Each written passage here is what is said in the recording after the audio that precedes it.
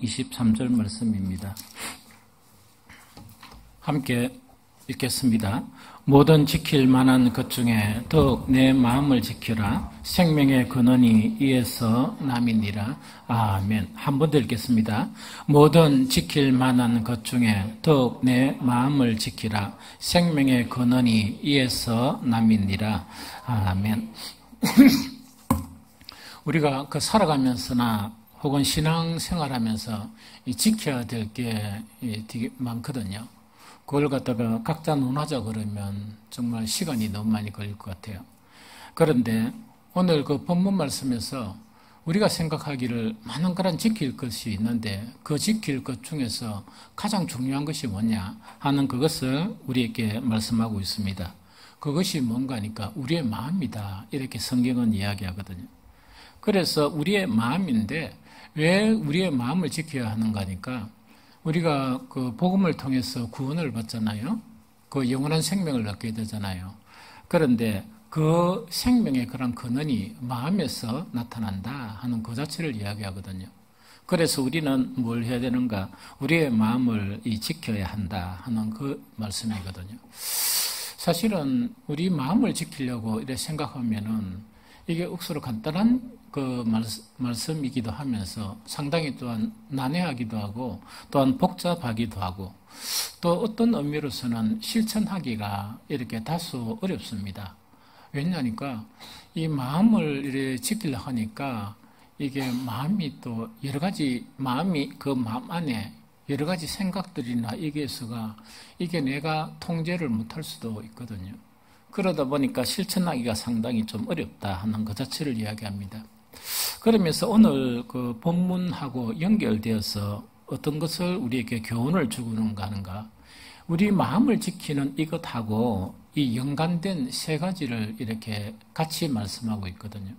그 연관된 세 가지가 뭐냐니까 하나는 우리가 입을 통해서 말을 하는 거 있죠. 이 마음을 지키면서 하나는 한 가지는 말, 또 한 가지는 우리의 눈, 또 한 가지는 뭐냐 우리의 발 이렇게 이제 표현되어 있거든요. 그래서 이게 이제 성경에 보면 잠언 4장 24절에서 26절인데 한번 읽어보기 바랍니다. 자, 시작. 구부러진 말을 내 입에서 버리며 비뚤어진 말을 내 입에서 멀리하라. 내 눈은 바라보며 내 눈꺼풀은 내 앞을 곱게 살펴 내 발이 행할 길을 평탄하게 하며 내 모든 길을 든든히 하라. 그럼 이거는 뭐냐니까 마음을 지키는데 이 마음만 딱 지키면 되는 게 아니고 우리가 또 무엇을 조심해야 되는 거니까 우리가 말하는 말을 참이 조심해야 되거든요.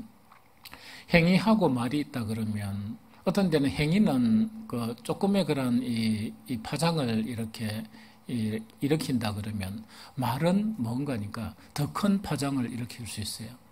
심지어 사람들이 뭔가니까 어떤 사람들에게 어떤 행위로 구타를 딱 당했잖아요.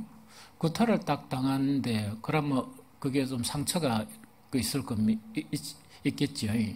그런데 이 구타가 아닌 말에 어떤 상처를 딱 받게 되면 오래가고 또 깊이 상처를 받는 것이 우리가 이 행위로 구타를 당하는 것보다 말의 상처를 받는 것 자체가 어떤 데는 수십 년이 가고 어떤 데는 그 깊이가 너무나 깊은 그런 것도 우리가 알 수가 있거든요. 그래서 친한 사람일수록 우리 말 조심해야 돼요. 특히 자식과 부모 또 이 부부간이라도 만만하다고 해서 이 말을 함부로 해버리면 그 참 깊은 상처를 주는 그런 결과를 가져온다는 그 이야기죠. 그래서 마음을 지키면서 이렇게 우리가 이제 말도 조심해야 되는데 오늘 성경 보니까 구부러진 말이 나오고 그다음 비뚤어진 말이 나오거든요. 근데 이거를 조심해야 된다는 얘기인데 이거는 뭔가니까 이걸 이야기해요. 구부러지고 이 비뚤어졌다는 것은 뭐냐? 구부러졌다는 거는 왜곡하는 거예요. 이 왜곡하는 거고, 이제 비뚤어졌다는 것은 뭐를 이야기하는 거니까, 그 핵심은 요거라 그러면 그 핵심이 아니고 딴 것으로 나와버린다. 요거거든요. 우리가 언어 생활을 하면서 이런 경우가 너무 많거든요.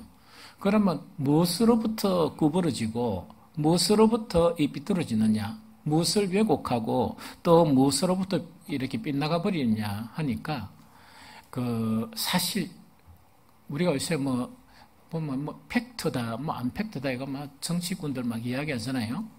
정치꾼들이 이야기하는 팩트는 다 사실이 아닌 경우가 99.9%입니다. 그래, 알고 들으라는 이야기죠. 그래서 저간 팩트라 이야기하는 그 사실도 맞는데, 우리 그리스도인들에게는 뭐냐? 진리를 이야기해요. 참 진리를 이야기하거든요. 그러면 우리가 어떤 현상을 딱 보면서 이 현상을 다 보는 거예요. 안 그러면 관계성을 딱 가지잖아요. 우리가 사람과 사람과의 관계성은 어떤 행위를 하더라도 어떤 진위가 있을 거 아닙니까? 진실이 있죠. 그러면은 말을 조심해야 되는데 그 사람이 어떤 행위를 이렇게 딱 하다 보면 그 진실을 보면서 표현을 해야 된다는 이야기거든요. 진실을 보면서 표현해야 되는데 그 진실 자체는 이렇게 탁 제껴버리고 진실하고 다른 왜곡된 것이나 비뚤어진 것으로 이렇게 표현을 해보면 엄청 상처가 많이 되거든요. 그래서 뭐냐니까 나는 참 진실된 마음으로 뭔가를 위해서 이렇게 딱 해줬는데 우리가 보통 말 자체를 딱 보면 그 진실을 이렇게 모르고 그 진실하고 다른 그 비뚤어지고 그 다음 진실을 왜곡하는 그 말을 딱 이렇게 해버리면 어떻게 되는 거니까 참 상처를 많이 주거든요. 우리가 교회에서 이 봉사도 하고 일하거든요. 이 많은 거란 해야 될 일이 너무나 많죠.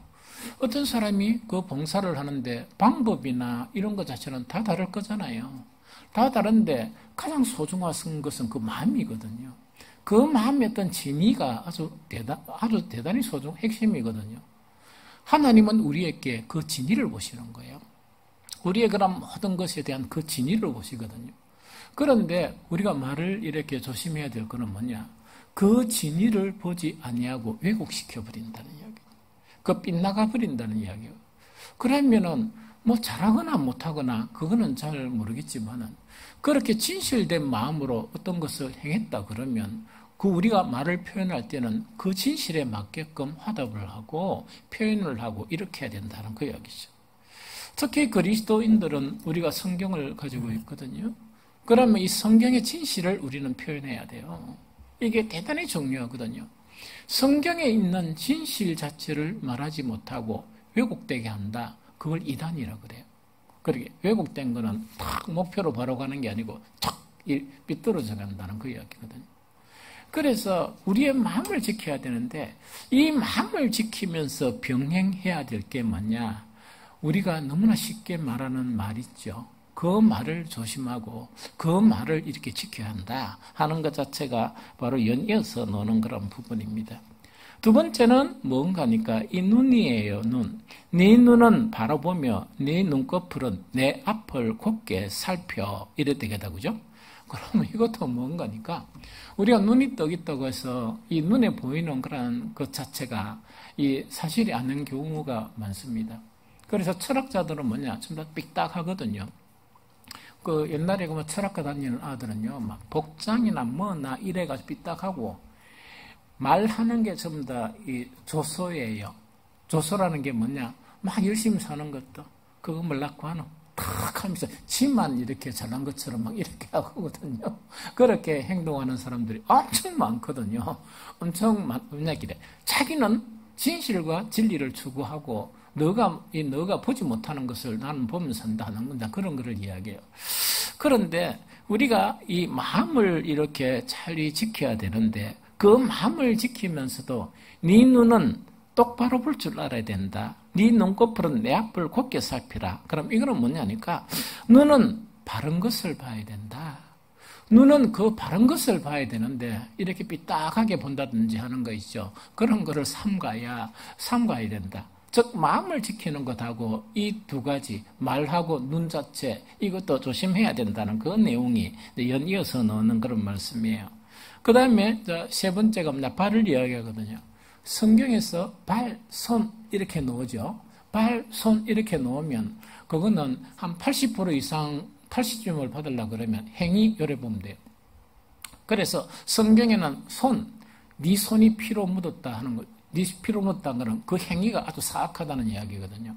그래서 손과 발 이래 놓으면은 그 사람의 행위를 이야기해요.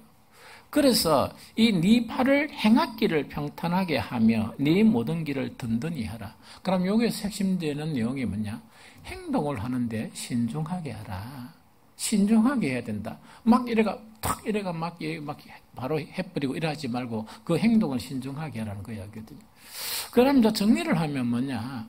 우리가 지킬 만한 것 중에 지킬 만한 것들이 참 많은데 가장 이 지켜야 될 중요한 것은 우리의 마음인데 이 마음만 지키려고 그러면 머리가 좀 아파요.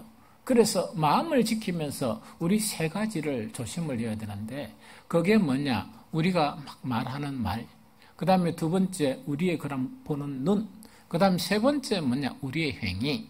이것을 함께 조심을 해야 된다 하는 그 자체가 바로 오늘 우리가 본문 마음을 지키라 하는 그런 의미의 중요한 부분이다 하는 그 이야기죠.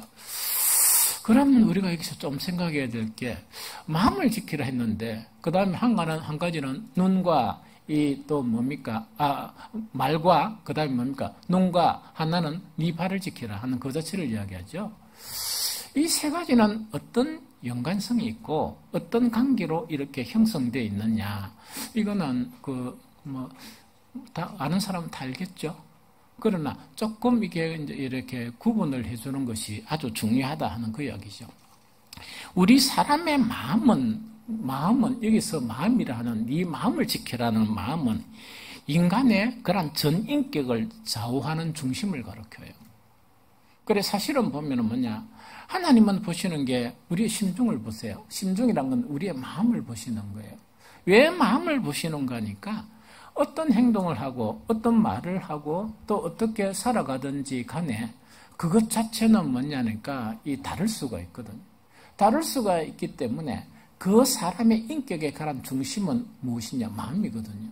그래서 하나님은 막 이 행위를 딱 하면서 우리 인간에 보면은 억수로 잘하는 행위를 하는데 엄청 책망을 하세요. 화를 진노하시는 경우도 있거든요. 그리고 어떤 경우는 뭐냐니까 별 대수롭지 않은 그런 일을 하는데도 뭐냐나 엄청 극구 칭찬하는 경우가 있거든요. 그럼 그 경우가 어떤 경우인가 하니까 하나님이 보시는 거는 우리 인격의 가장 중심에 자리 잡은 그것이 마음이니까 그 마음을 보시고 이렇게 판단하신다 하는 그 이야기예요. 마음은 인간의 전 인격을 좌우하는 그 중심을 가리켜요. 중심을 가리키고 그 다음에 또 하나는 뭐냐? 우리 인간의 영혼 자체가 밖으로 뭔가를 표출을 하죠. 표출되는 게 언행이에요. 말과 행동이고 이렇거든요. 이제 표출을 하면은 뭐냐니까 이 마음은 우리 인간의 영혼이 밖으로 표출되는 통로 자체가 바로 뭔가니까 마음이고 그 다음에 그 통로뿐만 아니고 의지의 그런 총체가 마음이라는 거 이야기죠. 그래서 우리가 의지가 중요한 거는 뭐냐니까 복음을 통해서 형성된 그런 이 생각과 그 의지 자체가 뭐냐니까 정말 마음이란 통로를 통해서 우리가 표현하게 하고 그 다음에 행동하게 하고 그렇게 결정하는 것이 이 마음이다 하는 그것 자체를 이야기합니다. 그래서 마음은요, 우리 한 인격이 있다면 그 한 사람의 모든 정보라는 건 지식을 이야기해요. 모든 형성된 그런 지식과 생각과 경험이 어우러져서 최종적인 결정을 탁 내리는 거 있죠. 그럼 그 결정을 내릴 때 뭐냐? 보통 뭐라고 이야기합니까? 내 마음 정했다. 무슨 말이죠? 내가 온갖 생각을 하면서 내가 또 고민하면서 이제 내 마음을 정했으니까 뭐 하지 말라? 아무도 이야기하지 말라. 이거 딱 행동해 버리는 거예요. 이해됩니까? 그것 자체가 바로 뭐냐니까 즉 우리의 모든 그 한 사람의 모든 그런 정보와 생각과 경험이 어우러져서 최종적으로 결정을 딱 내리는 그런 이 기능의 그런 처소가 바로 우리의 마음이다 하는 그 이야기입니다. 이거 좀 이해가 됐죠? 그래서 이제 성경은 뭐냐? 생명의 근원이 그 마음에 있고 우리가 지켜야 될 것은 뭘 지켜야 된다? 마음을 지켜야 한다 하는 그 이야기거든요. 그러면 아까 이제 그 연이어서 24절부터 26절까지는 세 가지 그런 요소 있죠. 하나는 말과, 하나는 눈과, 하나는 발을 또 이렇게 조심하고 지켜라 하는 이야기죠. 그러면은 이거는 어떤 관계가 있는 것이냐 하는 그거를 이야기하거든요. 그것을 이야기하거든요. 그런데 이제 이것 자체는 어떤 관계인가니까 마음은 그런 총체적인 그런 결정의 그런 장소가 마음이라 그러면 말과 눈과 그런 팔은요. 팔은 이 두 가지를 가지고 이 마음하고 관계성을 가져요. 이해가 되겠죠? 그러면 한 가지는 뭐냐? 아까 이야기한 대로 뭐냐? 마음 자체가 모든 그런 정보를 가지고 모든 것을 이제 경험을 이렇게 가지고 그 다음에 인식된 그 이제 지식을 딱 가지고 뭐를 하게 됩니까? 결정을 딱 해버리죠. 결정을 딱 해버리면 그 결정된 대로 딱 찾아가 가지고 안 그러면 어디 딱 가가 뭐로 표현합니까? 결정된 것은 말로 표현해 주는 거예요. 말로 표현하고 또 가감하게 뭘 합니까? 행동을 팍 하는 이제 그런 역할을 그런 이제 관계가 있는 것이 바로 그런 이제 역할이다 하는 그 이야기죠. 반대로 뭔가니까 그러면은 우리의 말이나 안 그러면 눈이나 혹은 우리의 그런 이 뭡니까 발 자체는 마음에 어떤 역할을 할 수가 없느냐? 할 수가 있습니다. 마음이 결정하는데 정보를 제공해 주는 것이 무엇이냐니까 우리의 그런 말이나 우리의 그런 뭡니까 이 눈이나 또 우리의 또 뭡니까 행위 있죠. 그것 자체가 또 정보를 제공해 주는 거야. 좀 이해가 되죠? 그러면 어떤 경우가 있는가니까 이제 이런 경우가 있죠. 우리가 이제 그 마음에 딱 생각하기를 뭐냐? 이렇게 행동하고 이렇게 행동해야 된다 하는 것 자체가 체계가 형성됐어요. 그 체계가 형성됐으면 형성된 체계를 가지고 계속 말도 하고 막 주장도 해요. 주장도 하고 그렇게 이제 행위도 이렇게 하거든요. 그런데 이딴 사람이란 거는 그냥 뭐 보편적인 사람이 아니고 정말 어떤 영적으로 앞서가는 사람이나 그런 사람들이 뭐를 가지고 하나님의 말씀을 가지고 그렇게 하는 게 아니고 이렇게 하는 것이 상당히 유익이다 이런 거예요. 그러면 거기 딱 받아집니까? 잘 안 받아집니까? 그거는 뭐 당신이 하시고 나는 내 길을 갑니다. My way 이래가지고 나는 내 길을 가리라 막 이렇게 할 수가 있죠. 그런데 가만히 생각해 보니까 저 사람이 저렇게 이야기하는 데는 이유가 있을 것이다 해가지고 내 마음에 결정된 것을 잠시 보류하고 정말 어떤 성경의 어떤 말씀대로 행동을 해본 거예요. 행동을 딱 해보고 말도 한번 해본 거예요. 그래 딱 해보니까 아니 자기가 기대하는 것하고 해답이 다르거든. 해답이 달리 나타난다는 것은 뭔가니까 도저히 이렇게 생각 못했던 그런 좋은 결과가 나타나거든. 그럼 좋은 결과가 딱 나타나면 마음이 동료가 됩니까 안 됩니까? 동료 안 되면 무딘 사람이야. 마음에 좀 동료가 되는 거야. 동료가 딱 되면서 아니 내가 생각을 좀 잘못했네 하는 그런 생각을 하는 거야.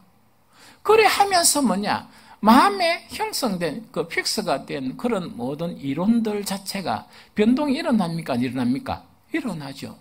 그 변동을 일어나는 그것을 하게 하는 것이 뭐냐니까 행위이고 말이고 그렇다는 이야기예요. 그럼 어떤 때는 보면은 어떤 사람이 좀 참아라 하면 그걸 어떻게 참아요? 하닥지라고 막 이렇게 온갖 이야기를 한단 말이야. 그런데 계속 참아라 하면 한 참아보는 거야. 그러길래 처음에는 참으면 자기가 죽을 것 같은 그래서 이제 화를 내겠죠. 왜냐면 자기 기분도 상쾌하고 이러려고 화를 내는데 참으라 하니까 이 참으면 더 화가 날 것 같거든. 그런데 자꾸 이제 이야기하니까 그럼 요번에 한번 참아보자. 딱 참으니까 결과가 달리 나타나거든. 화를 냈을 때보다 상대방이 더 이래 바뀌어지는 게 많고 뿐만 아니고 화를 냈을 때보다 화를 딱 내고 나면은 이게 기분이 너무 나빠가 칙집애가 밥맛도 없고 소화도 안 되고 이랬는데 참고 나니까 좋은 현상이 일어나거든. 그럼 마음에 우리가 결정하고 인식된 내 자아가 결정한 그 부분에 혼돈이 일어납니까 안 일어납니까? 일어나야지. 그 차도 일어나야 돼. 특히 그리스도인들은 계속 일어나야 됩니다. 그런 파장이.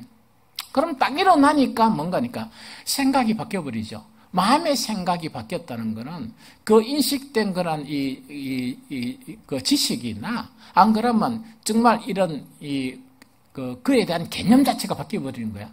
바뀌어버리다 보니까 오해되는 거니까 그런 것을 통해서 변화된 내 자체가 형성되는데 그걸 변화된 인격이 되는 거예요. 이거 좀 이해가 됩니까? 그래서 이렇게 서로에게 연결되면서 서로에게 이렇게 작용을 한다 하는 그 이야기죠.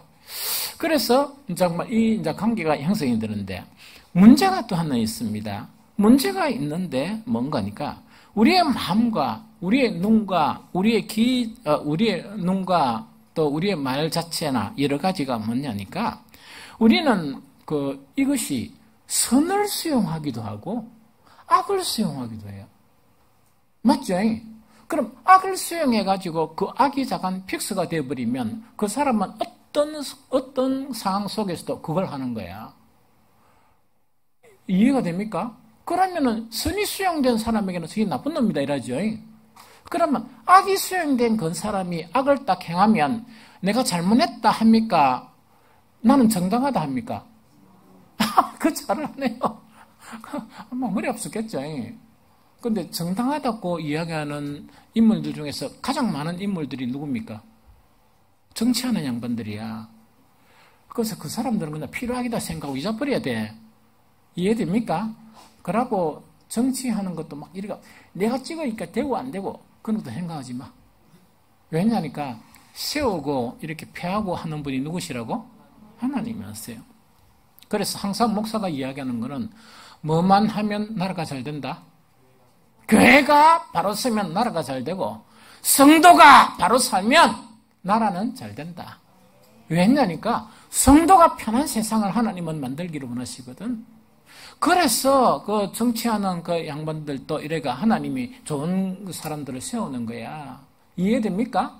그리고 이 성도들이 보니까 이 봄이 손을 좀 봐야 되겠다 싶으면 이 좋은 양반들 세웁니까? 나쁜 분들을 세웁니까? 나쁜 분들을 세워가지고 얼굴만 봐도 막 짜증이 나는 거야. 이해됩니까? 막 말하는 게 전부 다 99.9% 거짓말이야. 말 그 자체는 맞는데 말한다는 것은 사실인데 말하는 내용은 다 거짓말. 이 무슨 말 좀 알겠습니까? 그래서 이제 그런 부분이라 하는 거 이야기죠. 그래서 우리 인간 자체가 뭐냐? 마음을 지켜야 되는데 이게 뭔가니까 문제는 우리는 선을 수용하기도 하고 악을 수용하기도 하고 하는 것이 우리의 마음이에요. 그래서 이제 수용한 결과 자체가 나타나는 행동이 악한 행동이 나오고 악한 말이 나오는 거야. 이거 좀 이해가 되죠? 그러다 보니까 이제 이게 이제 문제고 또 한 가지는 뭐가 문제인가 하니까 아까 이야기한 것처럼 악을 수용한 사람들은 내가 악이다 이야기합니까? 내가 정이다 이야기합니까? 머리 아프죠. 그러면 우리가 이게 이분법으로 하면 안 돼. 세상에 있는 사람들은 전부 악이고 우리 교회 예배 드리는 사람은 다 선이다. 이래 하면 큰일 납니다. 그래, 그런 건 아니야. 세상 속에서도 그래도 선을 추구하는 사람이 있고 뭐 이렇게 예배를 이래 드리면서도 또 악을 행하는 사람들도 있습니다. 그런데 왜 그거를 분별을 못하는 거니까 내가 악을 품고 있어도 그걸 악이라고 인정을 안 하는 거예요. 인정을 안 하고 선도 다 선이라고 인정해버리고 악도 다 선이다 인정해버리는 그것 때문에 안 바뀌는 거야. 이해됩니까? 특히 세상 사람들 중에서도 뭐냐? 내가 악이다 하는 것을 악으로 인식이 되어버리죠? 만약에 죄의식이 생겨져 버리죠? 그 사람 바뀌어요. 이해됩니까? 그러나 교회를 이렇게 다니고 예배를 드리고 찬양을 막 하는 사람에게도 내가 속에 있는 악한 그 자체가 안 보이고 그것이 정당한 것으로 보이면 아무리 오랫동안 예배를 드리고 신앙생활해도 그 사람 안 바뀝니다. 안 바뀌고 성령께서도 막 슬퍼하고 바뀐 성도들이 뭐냐? 저분 좀 바뀌어야 되겠는데 이래도 다 아는데도 지만 몰라.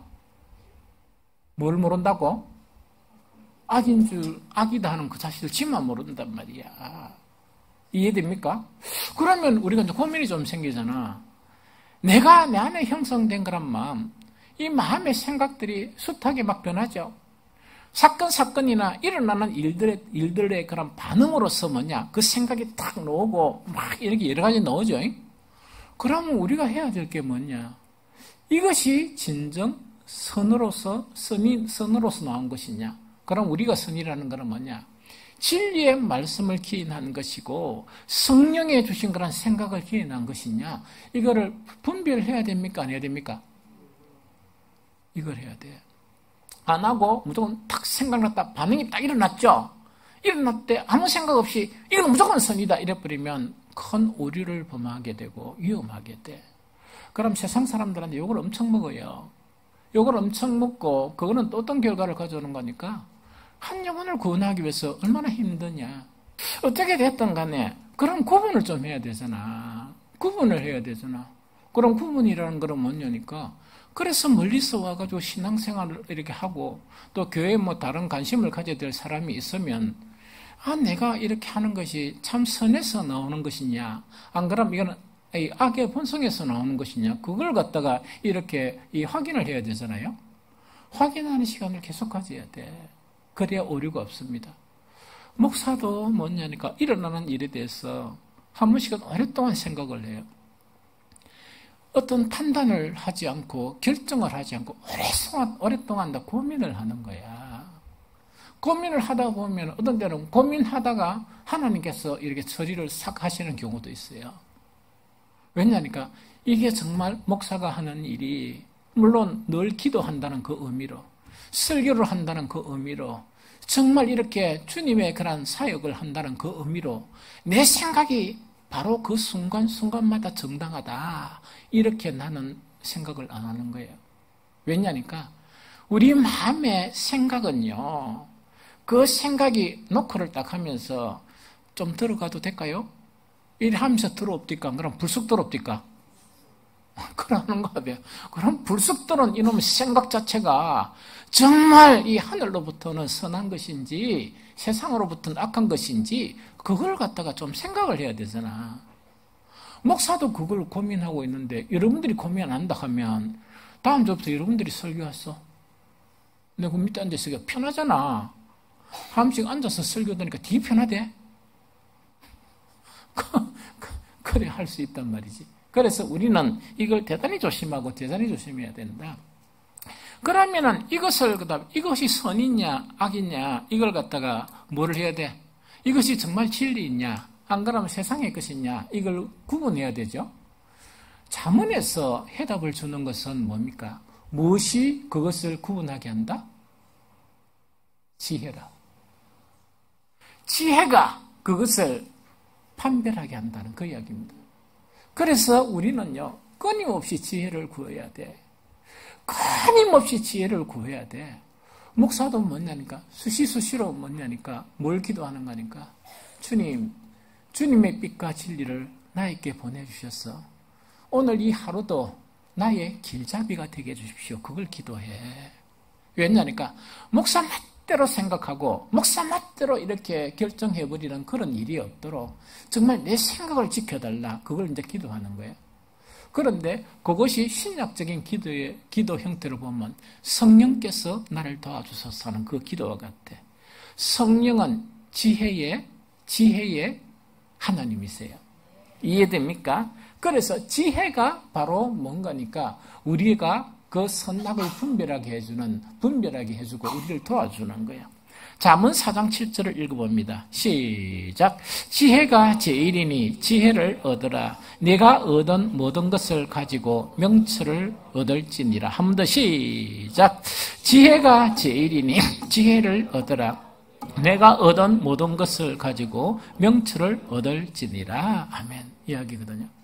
그래서 우리는 뭐냐니까 순간순간 지혜를 구해야 돼요. 순간순간 정말 어떤 구약적인 그런 표현으로 목사가 뭐냐니까 주님의 빛과 진리를 나에게 보내주셔서 나의 길잡이가 되게 해주십시오 하는 그 간절한 기도를 하듯이 여러분들도 뭐냐 그 지혜를 구하면서 내한테 지금 형성된 이 사건에 대한 이 일에 대한 이런 생각이 불쑥 들어왔는데 이것이 정말 하나님으로부터 온 것이냐, 안 그러면 세상으로부터 온 것이냐, 안 그러면 내 육체의 그런 정욕으로부터 이것이 기어난 것이냐? 그것을 이렇게 판별하기 위해서는 누구한테 의뢰해야 돼? 하나님께 지혜를 구해야 돼. 그게 하나님을 믿는다는 것이야. 하나님을 믿는다는 가장 기초가 그것이 이렇게 나에게 습관적으로 나타나는 것이 대단히 중요하다 하는 그 이야기입니다. 이해됩니까? 그래서 우리 성도들은 이 마음을 지키기 위해서 뭘 해야 돼? 계속 순간순간마다 일어나는 그런 일들마다 그냥 내 막 생각대로 충동적으로 탁 내뱉어버리지 말고 이걸 이렇게 해! 이러면서 다른 사람이 요리하는 것도 좋지 않아. 시끄러워! 이러지 말고 결정하기 전에도 항상 지혜를 구하고 결정해가지고 탁 뭔가 이렇게 이야기를 했으면 누가 옆에서 뭐라 하는 거니까 그것도 좋지만은 이것도 이러면 시끄럽습니다. 내가 목사인데 막 이래 하면 안 돼. 그럼 우리 장로님도 내가 장로인데 내가 할 수 있을 텐데 이래 보면 안 돼. 어디 감히 아니 근사가니한테 이래 보면 안 돼. 그럼 잠깐 있다가 그래 하면 또 기분 좀 나쁘지. 목사가 이야기했는데 그것 좀 이런 거 이러면은 기분 나빠요, 안 나빠요? 기분 엄청 나쁘잖아. 그래도 기분 나쁜 거는 나쁜 거고 중요한 거는 뭡니까? 진실이 뭐냐 하는 게 중요하지. 뭐가 진리냐는 그 문제가 중요하지. 그래서 나도 사모하고 이래 있으면서 사모가 여러분들이 하나도 안 한 이야기를 100가지 이상 합니다. 요거가 제일 기분 나쁘는 그게 제일 기분 나빠. 내가 목사인데 그죠? 그런데 년주 지나보면 그 말인 거를 다 거부하는 게 아니고 수용하는 게 참 많아요. 근데 어떤 때는 자존심 상해가지고 사모가 이야기한 거 수용했다. 내가 표현하겠습니까? 안 하겠습니까? 해. 안 합니다. 사실은 안 하고 이래가지고 하고 한 번씩 뭐냐니까 내 말을 안 들어주고 뭐 이런 이야기 하죠. 하면 그때 내가 설명을 해줘. 왜 안 들어줘? 한 번씩 생각하고 그때 이래 바꾸고 이래 하는데 그것도 모르나? 그러면서 무슨 잔소리가 많냐? 막 이런 식으로 이야기하거든요. 그러기에 우리가 이제 이런 것 자체가 아주 중요하고요. 그래서 겸손하게 우리 그리스도인들은 순간순간의 삶에 의해서 모든 걸 막 이렇게 결정하지 말고 아들도 마찬가지야. 아들이 뭐 하고 싶어 하면은 항상 어른들은 뭐냐니까 어떤 기준인가니까 자기가 형성된 기준에서 지금 현재 상태 기준에서 아이들이 된다 안 된다 이렇게 이야기해요. 이게 무슨 말 알겠습니까? 그러면 할매가 된 여러분들한테 손자인데 손자는 손자로서 즐거워하고 좋아하는 게 있는데 할매가 된 사람이 그건 안 돼! 이러면은 그 아가 늙어가지고 먹고 못 먹고 그게 어디 있어? 우리 아들 제일 좋아하는 게 뭔 줄 압니까? 딱 이래 뺏기 있으면 이게 없어질 때 그 가까 이라면 난 너무 기분이 우울해 이러다가 그 가까 이라면 표정이 확 밝아집니다. 확 밝아지가지고 탁 데려가가지고 오늘은 너가 만나가 보지 잔소리하는 거 묻지 말고 너가 원하는 거 무조건 먹어. 너가 좋아하는 거 무조건 먹어. 이런 거 있죠. 그럼 너가 하는 걸 다 선택을 해. 목사가 하는 그 이야기는 물론 알지. 건강에 나쁘고 안 나쁘고 그 좀 먹어도 안 죽어. 참 웃기는 이야기를 하고 있네. 아들이 미역국에 밥에 그런 것만 좋아해. 그런 것만 좋아하는 게 아니거든. 그래서 뭐냐니까 모든 그런 기준 자체가 그 사람의 기준이 되면은 오해되는 거니까 우리의 그런 생각 자체를 뭐냐니까 이래 생각하면 돼. 내가 저 나이 많을 때는 어땠나 이래 생각하면 됩니다. 나는 우리 아이들 케어하면 사무실 아빠 내가 좀 이러면 내가 이야기해 주는 게 있습니다. 뭐가 걱정이고 어째 그래 니는 아빠의 좋은 면도 닮았지만 나쁜 면을 닮았나? 그때 나는 더했다. 생각하지 마라. 그때 아빠는 니보다 더했다. 더 심했으니까 걱정하지 마. 잊어버려. 막 이렇게 이야기하니까 그런 게 큰 위로가 되는 것 같아요. 위로가 되면서도 계속 나빠지는 게 아니고 좋은 거란 면으로 형성되거든요. 우리가 보여주기만 하면. 그래서 우리는 뭐냐? 겸손하게 지혜를 구해야 되고, 두 번째 해야 될 게 뭐냐니까, 내가 맞다고 이래 주장을 하는 것을 하면 안 돼. 무슨 말겠지? 내가 맞다고 주장만 하지 말고, 베레아 사람들처럼 신사적이 돼야 돼. 그래서, 이게 이렇나 저렇나, 이런 거를, 이 진위를 이렇게 신사답게 살피는 것이 우리에게 대단히 중요해요. 그래서 일서에 보면은, 이 복음 자체가 우리의 그런 마음속에 심겨지는 거죠. 우리의 그런 신비에 심겨지는 그것을 예언을 하면서 뭐냐니까 성령께서 우리의 마음을 고친다고 이야기했어요. 그 마음을 고치는데 주된 내용이 단단한 마음을 부드러운 마음으로 바꾼다 하는 그 이야기예요. 단단한 마음을. 그래서 어떤 때는 뭐냐니까 이스라엘을 막 책망하면서 너희가 금강석 같다니까 금이 들어가니 좋은 것 같죠. 그게 아니고 마음이 건강석이 되어가지고 아무리 그 마음을 바꾸려고 그래도 그 마음이 안 바뀌고 고집이 세다는 그런 이야기를 이해가 됩니까? 그래서 우리는 지혜를 의뢰하면서 뭐냐니까 내가 선이라 주장하는 그 선이 완전한 선이 아닐 수도 있다 하면서 다른 사람의 의견을 경청하기도 하고 또 기도를 하면서 뭐냐니까 여러분 주님 내가 이런 생각이 드는데 이게 정말 이 주님이 주신 생각입니까? 하는 그런 확인 작업이 우리에게 너무나 필요로 하다 하는 그 자체를 이야기합니다. 이해가 되죠? 그 다음에 한 가지 더 이제 요 이야기입니다. 지혜가 이제 형성이 되면 분별이 생기겠죠? 분별이 생겨가지고 아무리 악이 그 안에 숨어 있는데 선으로 가정하면은 왜 됩니까? 거기다 호가닥 넘어갑니까? 안 넘어갑니까? 넘어가죠?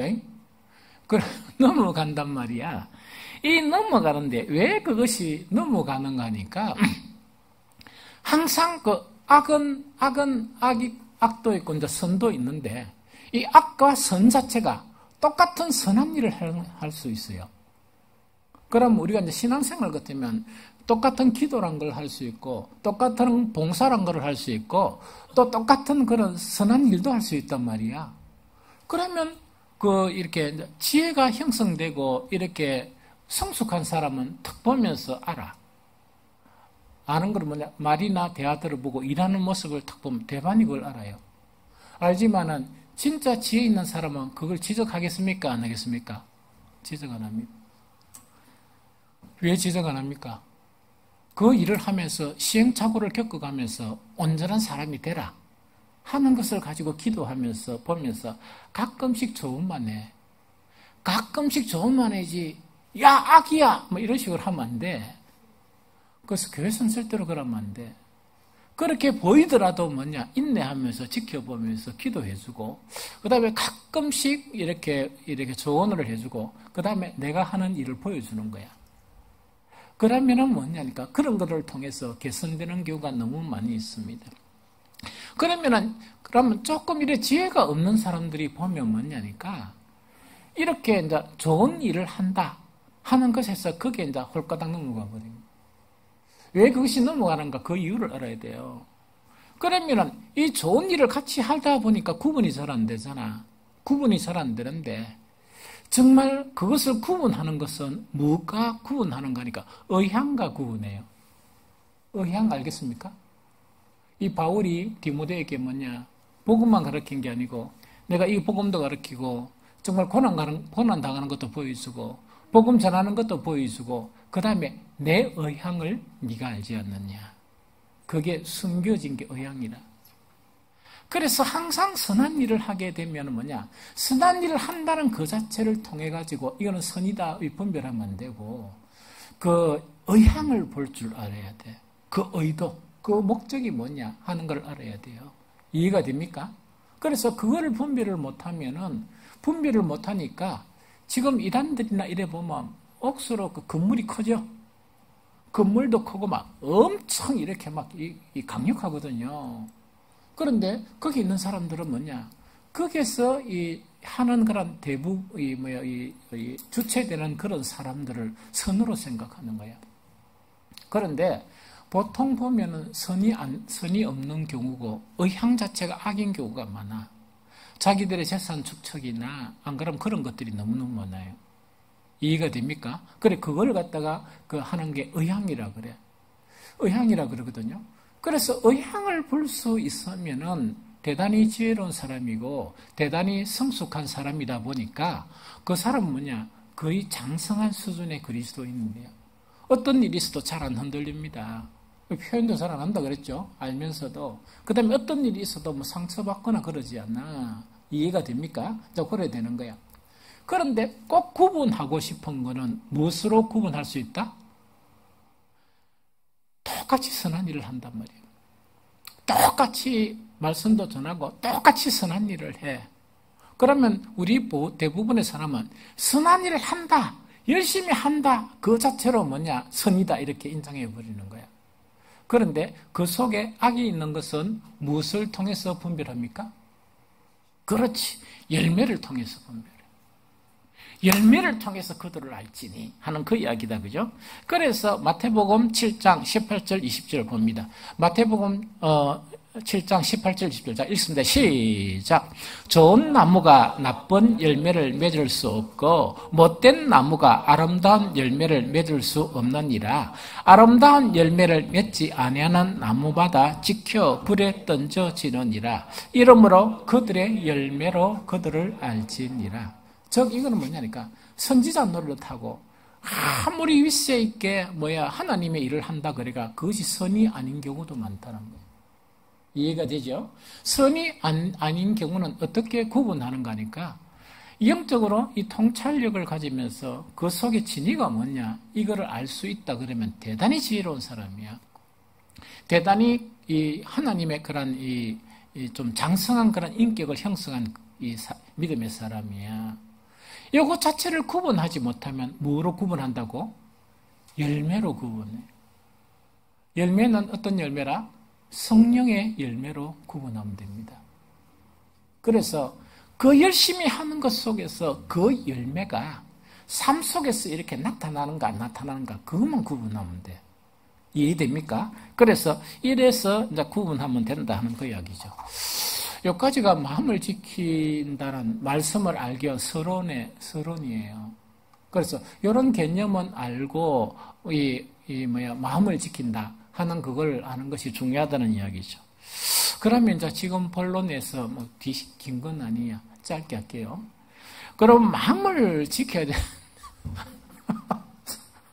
아이고 참.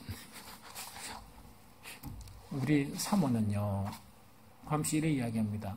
목사님, 설교를 20-30분 해가 양심도 없나? 그게 설교요? 하면서 뭡니까? 최소 1시간 해야지 하면서 엄청 격려합니다.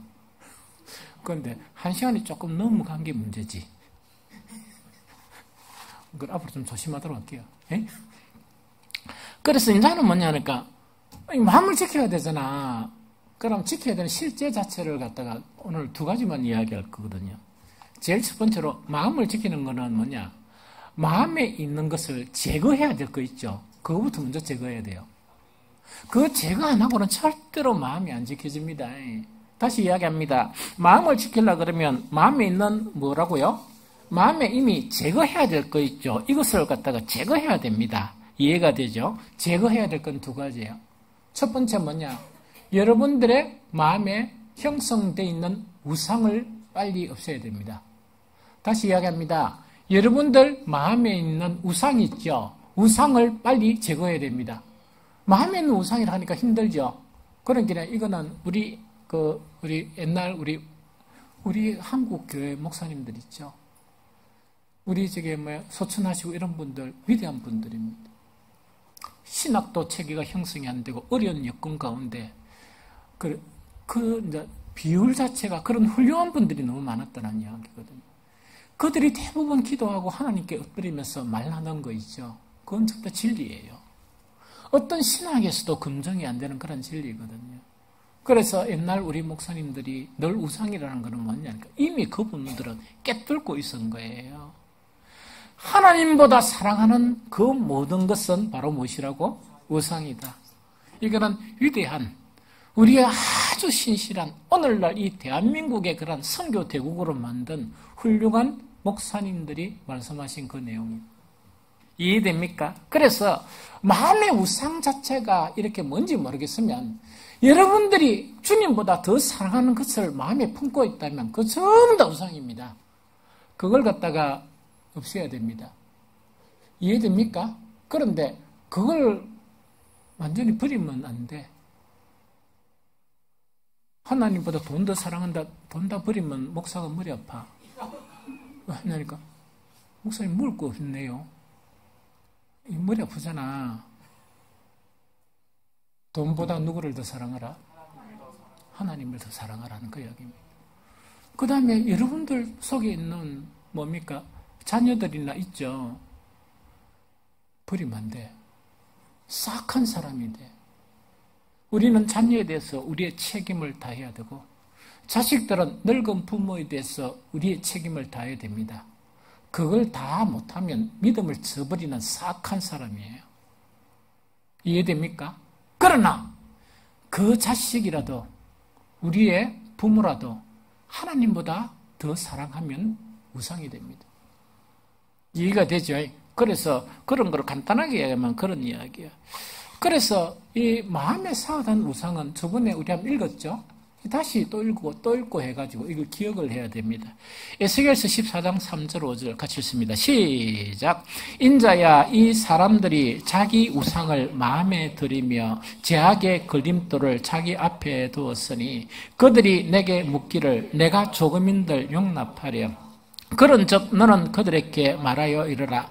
나 주 여호와가 말하노라. 이스라엘 족속 중에 그 우상을 마음에 들이며 제약의 걸림돌을 자기 앞에 두고 선지자에게로 가는 모든 자에게 나 여호와가 그 우상의 수요대로 보응하리니 이는 이스라엘 족속이 다 그 우상으로 말미암아 나를 배반하였으므로 내가 그들의 마음이 먹은 대로 그들을 잡으려 함이라 하는 이야기죠. 그러면 뭔가니까 이스라엘이 옛날에는 우상의 본질은 뭔가니까 하나님을 형상화하는 것이었어요. 그걸 잘 알아야 돼. 하나님은 형상화할 수 없는 분인데 그 하나님을 형상화했는 거야. 모세가 시내시내 떡 올라가지고 40일 동안 안 내려오니까 이거는 뭐냐? 이거 이제 모세가 없어져 보니까 막 겁이 난 거야. 그러면 하나님을 형상화하면은 이렇게 마음이 좀 편안하겠죠. 그 묻지 모아가 툭 만드는 게 뭔가니까 금송아지인데 그게 뭐냐니까 애굽의 우상이야. 그래서 내가 보고 인식한 거 옛날 그것이 이제 하나님을 그렇게 이제 형상화한 거. 하나님을 형상화하는 게 우상이에요. 하나님은 형상화될 수 없는 분이세요. 이해됩니까? 그런데 그 형상화하는 그 자체를 이제 안 하다 보니까 그 이제 형상에 처음엔 저랬단 말이야. 엄청 질책하다 보니까 형상의 절을 안 하죠. 그 대신 한 게 있는 거야. 뭔가니까 형상은 다 철폐했어. 철폐했는데 우상을 어디에다가 심어난다? 마음에다가 심어나면서 시끌벌떡하게 우상을 심어난 거야. 우상을 심고 하는 행위가 뭔가래. 선지자한테 물으러 가는 거야. 요거 맞습니까? 안 맞습니까? 하면서 물으러 간단 말이에요. 그러다 보니까 하나님께서 대노하셔서 뭐냐니까 그 마음에 심겨진 우상 수요대로 내가 보응을 하겠다. 하나님이 가장 싫어하는 것이 우상이에요. 이해됩니까? 그래서 우상입니다.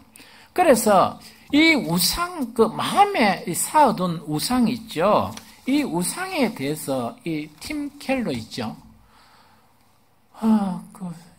이 팀 켈러 일하면서 좀 슬펐어요, 잠깐. 이분이 뭐냐, 작년에 천국 가셨어요. 위대한 이 시대에 정말 양심이고, 이 시대의 진리를 외치는 한 분 한 분들이 우리 동시대를 살아가면서 가셨다는 소리 들으니까 힘이 좀 축 빠지더라고. 이 팀 켈러는 그게 지금 25년이니까 24년 5월 달에 이래 천국 가셨더라고요.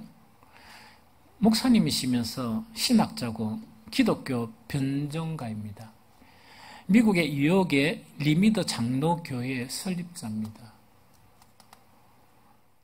대단한 분인데 이분 자체가 뭐냐니까 마음에 이렇게 마음속에 그런 이 쌓아둔 우상에 대해서 그 세 가지를 이렇게 자기의 그런 남겨진 작품의 안에 보면 이제 이야기를 하고 있는데 제일 첫 번째 뭐냐? 마음속의 우상이 삶 전체를 지배한다. 마음속에 우상이 있죠. 그것이 내가 살아가는 삶을 지배해버린단 말이에요. 그래서 우상 철폐 안 하면 절대로 주님을 위해서 살 수 없어요. 우상 좀 쫓아내세요. 이해가 됩니까? 여러분들 자식을 하나님보다 더 사랑하죠? 그게 얼마나 자녀들을 망치는 일인 줄 압니까? 하나님보다 더 사랑하가 자기 이름과 자기의 열정으로 그 아들을 케어하는 거야. 그러면 똑바로 케어하겠어? 하나님이 케어하는 것보다 더 잘 케어하겠습니까? 또 엉망진창으로 만들겠습니까? 뭐 대답이 없어. 알을 망치려고 하면은 그래 하란 말이지. 기도해주고 하나님께 맡겨야지. 기도하면서 하나님께 맡기는 게 제일 잘 키우는 거야. 어디 하나님의 자리에 지가 써가지고 뭔가 지가 다 하려고 이렇게 끄적거리다 보니까 지 인생도 피곤하고 알아가 그렇게 매달리면 얼마나 피곤해. 아도 망치고 하나님께 맡겨야지. 아이를 우상으로 만들면 안 돼. 무슨 말 하겠습니까? 대범하게 하나님께 맡기고 뭘 해야 돼? 기도해야지. 그리고 아들 하고 싶은 거 사사건 건 맡지 말고 그 아들이 하고 싶은 거는 허용을 좀 해줘. 좀 해주면서 뭐냐, 지도 어릴 때 그랬잖아, 저금한테. 그럼 좀 해주면서 알을 케어해야지. 완전 옥졸라 매가 어떻게 케어해야 돼? 그렇게 케어할 수가 있습니까? 그래서 어떤 간에 뭐냐니까, 마음속의 우상은 삶 전체를 지배해버립니다. 우상의 수요만큼 뭐냐, 신앙생활 못합니다. 그러고 우상이 많으면 예배가 되겠습니까? 예배는 망할 예배예요. 망할 예배는 뭔가니까 형식적인가 외식적인 예배는 못 드립니다. 그래서 우상을 제거해야 돼요. 이해가 됩니까? 신앙도 껍데기 신앙이야. 그래서 그걸 빨리 버려야 됩니다. 두 번째, 마음속의 우상의 영역이 뭐냐? 그걸 팀 켈러를 이야기하는데 지적이고 심리적이고 사회적이고 문화적이고 영적인 문제 모두를 포함한다. 이거 대단히 중요합니다. 지적이고 심리적이고 사회적이고 문화적이고 영적인 범주 모두 포함한다. 지식도 우상이 될 수 있습니다. 사회문화도 우상이 될 수가 있습니다. 그것보다 가장 중요한 건 영적인 것도 우상이 될 수 있습니다. 교회에서 영적으로 한다는 그 일도 조심 안 하면 그 일이 우상이야. 그 대표적인 분들이 누구예요? 뭐 신천지는 이래가지고 그렇단 말이야. 그들이 섬기는 건 하나님이 아니에요. 이해가 됩니까? 그래서 이걸 조심해라는 거고. 세 번째 뭐냐니까 이게 더 중요해요. 우리 마음에 절실히 바라는 것이 우상이 될 수 있다는 그 이야기라. 그럼 뭔가니까 우리가 어릴 때부터 나는 이거 꼭 하고 싶어. 나는 꼭 이걸 가지고 싶어 하는 거 있죠. 대부분 내가 꼭 하고 싶다는 그것이 우상이 되는 거야. 그래서 때로는 뭐냐니까 사랑도 우상이 돼. 사랑도 우상이 된단 말이야. 내가 간절히 원하는 거라고 해도 그 원하는 거 그 자체가 우상이 될 수 있다는 게 이제 천국 가시고 오늘날의 지성이고 오늘날의 목회자 중에 한 사람인 팀 켈러가 지적한 그런 내용이다 하는 그 이야기입니다. 두 번째 또 마음에 제거해야 될 게 있어. 하나는 우상이고 하나는 더러운 것들을 제거해야 돼. 더러운 것들을 제거해야 됩니다. 골로새서 3장 5절, 8절, 9절 얘가 요거다 읽어봅니다. 시작. 그러므로 땅에 있는 지체를 죽이라. 곧 음란과 부정과 사욕과 악한 정욕과 탐심이니 탐심은 우상 숭배니라. 이제는 너희가 이 모든 것을 벗어버리라. 곧 분함과 노여움과 악의와 비방과 너희 입에 부끄러운 말이라. 너희가 서로 거짓말을 하지 말라. 옛사람과 그 행위를 벗어버리고 이야기죠. 그래서 두 가지를, 즉 마음을 지키려고 그러면 선행돼야 될 두 가지가 있습니다. 하나는 우상을 계속 버려야 돼. 우상을 버리고 또 한 가지는 뭡니까? 우리 마음에 성경에서 속되다고 이야기하는 것은 우리 마음에 두면 안 됩니다. 그걸 갖다가 계속 내쫓는 일을 해야 된다 하는 그 이야기입니다. 그러면 지켜야 될 게 있다, 그죠? 텅 빈 마음을 지키려고 하면 지켜집니까? 삭고 지켜야 돼. 마음에 삭고 지켜야 됩니다. 그러면 마음에 쌓아가면서 지켜야 될 일이 뭔가? 첫 번째로 뭐냐? 그리스도의 말씀입니다. 다시 이야기합니다. 내 마음에 쌓아가면서 지켜야 될 게 그리스도의 말씀입니다. 자, 읽어봅니다. 골로새서 3장 16절. 자, 시작. 그리스도의 말씀이 너희 속에 풍성히 거하여 모든 지혜로 피차 가르치며 건면하고 시와 찬송과 신령한 노래를 부르며 감사하는 마음으로 하나님을 찬양하고, 즉 그리스도의 말씀을 풍성하게 이렇게 계속 만들어야 된다는 그 이야기입니다. 자, 이거 좀 이야기할게요. 그리스도의 말씀이 우리 마음에 풍성하다는 것은 여러 가지 개념이 있지만은 소극적인 개념과 적극적인 개념이 있어요. 이해됩니까? 소극적인 개념 자체는 뭐냐니까 말씀을 뭐 하는 거? 잊지 않고 기억하는 거예요. 그러다 보면 또 어떤 데는 성령께서 뭐냐? 우리가 설교나 듣다가 잃어버렸던 말씀을 기억하게 해주세요. 그래서 이 선교단체에서 말씀에서 말씀 자체는 손에 비유해가지고, 말씀은 뭔가 이게 듣기, 읽기, 공부, 묵상, 이렇게 한 가지 뭔가 잘 모르겠네. 이래 해가지고 다양하게 이래서 끝나는 경우도 있어요. 이해됩니까? 그래서 그 중에 이제 기억에 해당되는 게 암송이구나, 암송. 그래서 그 선교단체는 뭐냐? 암송을 엄청 강조를 해. 이해됩니까? 그럼 그거는 소극적인 방법이에요. 이해됩니까? 소극적인 방법인데, 적극적인 방법이 있어요. 적극적인 방법은 뭔가니까, 말씀 자체가 내 안에, 내 생각이나 내 마음에 들어오죠. 들어오는데, 적극적인 방법이라는 것은 말하는 구절이 그냥 기억에 남아있는 게 아니고, 그 말 자체가 이제 변해야 돼. 변해야 되는데, 무엇으로 변해야 되는가니까, 우리가 듣는 말씀을 통해서 우리 속에 이제 거룩함이 없었잖아. 거룩함이 없었는데 말씀을 계속 듣고 하다 보니까 거룩함이 형성돼 버린 거라. 대단하죠. 성경에서는 뭐냐? 너희 아버지의 하나님의 거룩하신 것처럼 너희도 거룩하라. 그럼 거룩하는 비결 자체는 말씀과 기도로 거룩해져. 그러면 말씀이 들어와가지고 성경만 계속 이렇게 암기만 하고 그런 건 소극적이야. 별로 큰 열매가 잘 안 맺혀. 그럼 며칠로 그러면 뭐냐? 그 들은 말씀을 가지고 기도를 하는데 어떤 기도를 하는가? 주소서 막 이런 기도만 계속하지 말고 이 말씀이 내한테 이루어지도록 막 애를 쳐서 막 이렇게 복종시키는 기도를 하는 거야. 그래 하다 보니까 나도 모르는 가운데 내가 옛날에는 그런 거룩한 생각을 전혀 못한 사람인데 거룩한 생각이 쑥 생겨버리는 거야. 거룩함이 이렇게 막 나한테 자라는 거야. 이게 적극적인 거야. 두 번째, 거룩함만 자라는 게 아니고, 자 봅니다. 우리는 이렇게 선악과를 먹고 난 다음에 우리한테는 가짜 의가 가득해. 여러분들 다 어렵습니까? 안 어렵습니까? 그러면 사람들이 여러분들 불의를 지적하면 기분 나쁩니까? 나쁩니까? 기분 나쁜 게 어렵다고 생각하는 거야. 아니, 그러니까 사람이 발음만 해야 될까, 이가? 누가 뭐라고, 내가 옛날에 장로 때 있답니까? 한 30몇 년 전에, 그 수영로 교회 아버지 학교인가 무슨 학교인가, 거기 대표 되는 분하고 엄청 친했습니다. 엄청 친했는데, 한날은 또 이래 와가지고, 그때 이제 하모가 비슷해 있었는데, 수영로 교회 바로 그 옆에 있었거든. 시도 때도 없이 와가지고 막 놀아요. 막 밥도 먹고 놀고 막 그렇거든.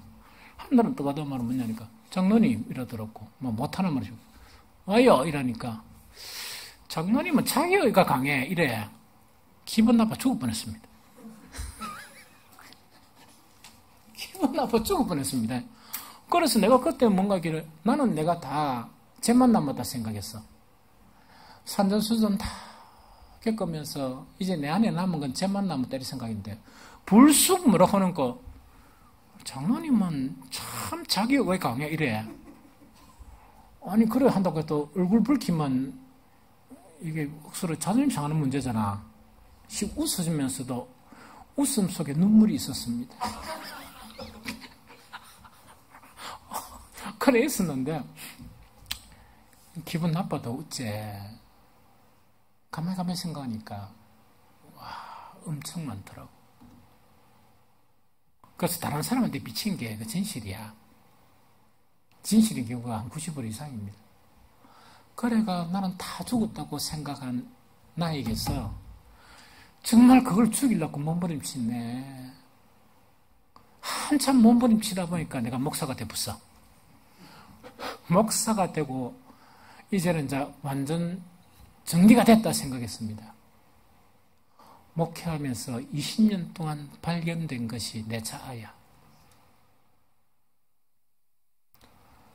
그것 때문에 기도하고 그걸 복종시킨 것이 거의 20년간의 그런 세월을 살았다는 내입니다. 그래서 지금은 원격이 너무 부끄러워 죽겠어. 이제 뭐 시간 남은 거 얼마 안 남았는데 주님을 만나야 되잖아. 큰 일은 못하도 변화된 내 모습을 탁 보면서 주님을 딱 만나고 이래야 되는데 처체하고 이런 모습을 가지고 주님 만나려니까 그게 좀 부끄러운 거예요. 요즘 기도 중에서 하나가 뭐냐니까 주님 목사로서 좀 살았으면 좋겠습니다. 정말 목사답게 이렇게 좀 살고 싶습니다. 하는 것도 기도의 내용 중에 하나이다 하는 그 이야기거든. 우리 속에는 불의가 있는데 하나님의 말씀을 계속 들으면서 그 말씀을 가지고 계속 기도하면서 뭐냐 내 자기의 더러운 그 의 자체가 버려지면서 하나님의 의가 하나씩 쌓이는 거예요. 이게 적극적인 거예요. 그래서 말씀 생활을 잘 해야 돼. 말씀 생활을 잘 해야 돼. 말씀은 거룩을 형성해 나가고 말씀은 뭐냐? 하나님의 의를 형성해 나가는 것이 바로 말씀 생활입니다. 또 하나 이야기할까요? 말씀은 뭐냐? 예수님의 말씀을 이해하세요. 유대인들을 향해서 이야기해. 그 유대인들을 향해서 자기들은 선하다고 생각하는 그 유대인들을 향해서 예수님은 사람은 산 악에서 악이 나오고 사람은 산 선에서 선이 나오느니라 너희가 행하는 모든 것들은 악한 행위다 하면서 그 유대인들과 서기관들과 바리새인들을 질타하신 거예요. 우리는 말씀을 통해서요 말만 기억하고 그걸 갖다 입으로 막 이렇게 이야기하는 그런 것에서 벗어났어. 우리는 지속적으로 우리 속에 숨겨져 있는 악을 버리고 선이 형성되어져 나가는 것이 말씀이 우리 속에서 풍성하다는 의미예요. 또 한 가지 수도 없어. 또 중요한 한 가지를 이야기하면 뭐냐? 여러분들 하나님 두렵습니까? 얼마만큼? 하나님은 가장 두려워해야 될 분이야. 말씀을 통해서 하나님을 경외하는 것이 형성되어야 돼. 말씀을 통해서 하나님 경외하는 것이 형성되어야 돼. 이 세상 그 어떤 것도 하나님보다 두려운 건 없습니다. 우리의 생명마저도 하나님보다 두려울 게 없어. 하나님만이 두려워. 왜? 우리를 살고 죽게 하시는 분이시고 우리를 지옥에 떨어뜨릴 수도 있고 우리를 천국으로 이끌 수도 있는 분이 하나님이시니까. 그래서 말씀을 통해서 하나님 경외하고 그 다음에 한 가지만 더 이야기한다면 뭐냐? 여러분들 하나님이 기뻐요?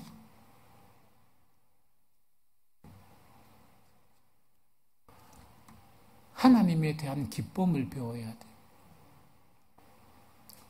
이 세상에 우리는 하나님보다 더 기뻐하는 게 너무 많잖아. 더 재밌는 게. 그런데 말씀을 통해서 그게 하나씩 없어지면서 주님이 나에게 가장 기쁨이 돼야 돼. 그래서 다윗처럼 내가 늘 하던 이야기, 목사가 제일 첫 번 하는 기도가 뭐냐니까 내 평생의 소원은 바로 뭐라고? 딴 건 아무것도 아니고 단 한 가지 소원이 있는데 그것이 주님의 성전 안에, 집 안에 거하는 것입니다. 그러면서 주님의 아름다움을 늘 바라보면서 주님을 사모하는 것이 나의 유일한 기도 제목이고 소원입니다. 이것이 주님이 그래 기뻐야 그래 되지. 주님이 안 기쁜데 어떻게 해야 돼? 말씀을 통해서 이 기쁨이 형성이 되어야 되고, 그래서 주님을 사랑하게 되어야 되는 거예요. 이 세상 어떤 것보다 주님이 사랑하게 되어야 되는 거예요. 온전한 사랑이 우리에게 임하면 이 세상에 사랑의 배반을 당하죠. 그 사랑의 배반이 상처가 안 됩니다. 많은 사람들이 사랑하다가 뭔가니까 사랑의 배반을 당하다 보니까 이렇게 만나지 말자 하니까 찾아가서 분노가 일어나가 살인을 하고, 그 죄 없는 가족까지도 살인을 하고 분노의 포로가 되어져 버립니다. 그걸 치료하는 방법은 뭐냐? 완전한 사랑을 배우는 거야. 주님에 대한 완전한 사랑을 배우면은 배반된 그런 사랑 있죠. 아무리 당해도 마음이 요동하지 않습니다. 왜? 내 안에는 이미 완전한 사랑이 있기 때문에 그것이 막 억울하거나 그것 자체 때문에 막 이렇게 막 힘들거나 그런 것이 없어져 버립니다. 이것이 바로 우리가 우리 속에 풍성하게 해야 되고, 풍성하게 형성된 것을 지켜야 돼.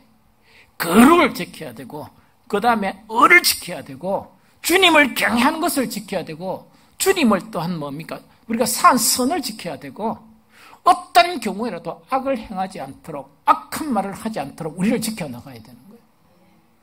주님을 기뻐하는 이것을 지켜야 될 것은. 그 다음에 마지막 간단히 한 가지는 뭐냐?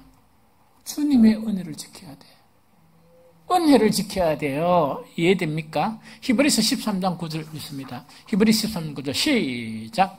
여러 가지 다른 교훈에 끌리지 말라. 마음은 은혜로 굳게 함이 아름답고 음식으로서 할 것이 아니니 음식으로 말미암아 행한 자는 유익을 얻지 못하느니라. 우리 마음에 굳게 지켜야 될 게 은혜야. 그 하나님의 은혜를 굳건하게 해야 된다 하는 그 이야기거든요. 왜냐니까 골로새에 보면 우리가 복음을 듣고 이 은혜를 깨달아야, 은혜를 깨닫는 날부터 비로소 뭐가 나타난다? 우리에게 열매가 형성돼요. 은혜가 없는 사람은 열매가 형성이 안 돼. 이해가 됩니까? 그래서 이 은혜가 대단히 중요해요. 그럼 은혜는 두 가지 경우로 나타나는데, 한 가지 경우는 뭐냐? 이미 받은 은혜 있죠? 이미 받은 은혜를 강하게 지켜야 돼. 고린도전서 15장 10절, 고린도전서 15장 10절, 그 밑에 읽어봅니다. 시작. 그러나 내가 나된 것은 하나님의 은혜로 된 것이니 내게 주신 그 은혜가 헛되지 아니하여 내가 모든 사도보다 더 많이 수고하였으나 내가 한 것이 아니고 오직 나와 함께 하신 하나님의 은혜로라. 저와 우리 모두는요, 넘치는 은혜를 이미 받은 사람입니다. 우리가 이 세상에 있는 것 모든 걸 다 주님께 드린다 할지라도 이미 받은 은혜는 갚을 수가 없습니다. 그 받은 은혜를 굳건하게 해야 돼. 그 은혜 자체는 뭐냐? 우리가 우리의 행위로 지옥 갈 수밖에 없는 그런 우리들을 하나님은 독생자 예수 그리스도를 십자가에 못 박고 그 예수를 믿음으로 그 은혜로 우리를 구원하신 것이야. 이 은혜가 너무 크다는 이야기. 그래서 이 은혜를 항상 잊어버리면 안 돼. 우리가 주님 앞에 아무리 충성하고 헌신해도 우리에게 주어진 두 생애가 있어서 두 생애를 주님 앞에 헌신한다 할지라도 하나님의 은혜를 갚을 수가 없습니다. 그래서 바울은 뭔가니까 다른 사도들이 있었고 다 자기가 있었던 거야. 그런데 바울에게 좀 특이한 점은 뭔가니까 가족을 거느리지 않고 정말 이 복음을 전하기 위해서 힘쓰고 애쓰고 고통받고 이런 가운데 있었습니다. 다른 사도들보다 더 수고했지만 그의 자랑으로 안 나타나고 하나님의 은혜 때문에 내가 이렇게 살 수 있었다. 이게 신앙이야. 이게 진리의 신앙입니다. 여러분들 교회 충성하는 그런 모든 그 사람들은 이 은혜를 굳건히 해야 돼. 여러분들이 한 건 아무것도 아닙니다. 그러면은 바울을 이야기하지 않고 여러분들이 교회를 위해서 수고한 거 여러분들 목사만큼 했습니까? 했다 그러면 좀 교만해지도 좋아. 했다면 교만해지도 좋아. 여러분들이 주님 앞에 드리고 헌신한 거 목사 정도 했습니까? 그럼 자랑해도 좋아. 목사가 여러분들 이상을 했지만 자랑하지 않았다면 여러분들도 그렇게 하는 게 정당합니다. 왜냐니까 계속 아무리 해도 부족함을 느껴. 주님 앞에. 왜? 받은 그 은혜를 갚으려고 그러니까 도저히 갚을 수 없는 그 은혜라. 이걸 굳건하게 잡아야 돼. 그래야 겸손해지고 그래야 하나님 앞에 인정받는 일꾼으로 세워져 갈 수 있습니다. 이해가 됩니까? 두 번째 뭐냐니까 받을 은혜를 굳건하게 해야 됩니다. 히브리서 4장 16절 같이 읽어봅니다. 시작.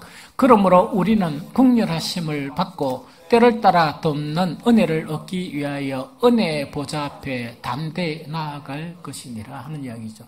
요거는 뭐냐니까 이미 받은 은혜가 너무나 크죠. 이 은혜를 갖다 굳건하게 해야 돼.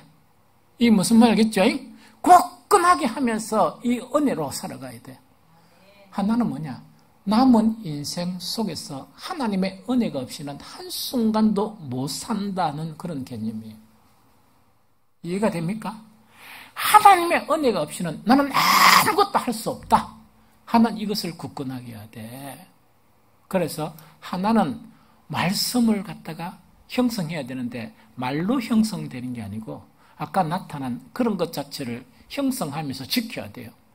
두 번째, 하나님의 은혜를 굳건히 지키는 이것 자체가 바로 뭐냐? 요 두 가지만 아니지만 가장 중요한 부분입니다.